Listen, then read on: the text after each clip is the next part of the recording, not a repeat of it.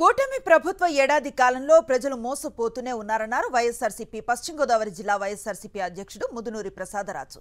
ఇచ్చిన హామీలు అమలు చేయకపోగా వైఎస్ జగన్ తీసుకువచ్చిన పథకాలను కూడా రద్దు చేశారని ఆగ్రహాన్ని వ్యక్తం చేశారు.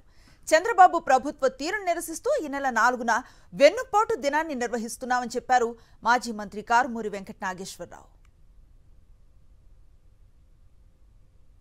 ఈ సంవత్సర కాలంలో ప్రజలకు ఇచ్చినటువంటి వాగ్దానాలు అమలు చేయకపోవటం, ఈ రాష్ట్ర ప్రజలందరూ కూడా మరొకసారి మోసపోయారని ఈ వెన్నుపోటు నాయకుడు ఆధ్వర్యంలో ఈ సంవత్సర కాలం జరిగిందని, దీన్ని వెన్నుపోటు దినంగా మేము భావించి ప్రజల పక్షాన ఈ ప్రభుత్వం మీద ఒత్తిడి చేసేటువంటి నిరసన కార్యక్రమాన్ని రేపు 4వ తేదీన చేపట్టడం జరుగుతూ ఉంది.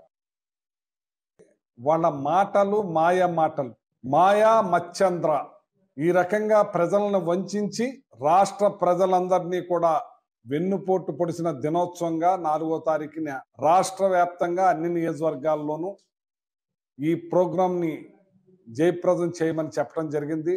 ఇంచేదంటే చంద్రబాబు నాయుడు గారు నైజామే అది ఎప్పుడు కూడా ఆయన పెట్టాలి చేయాలనే ఆలోచన ఏనాడు ఉండదు.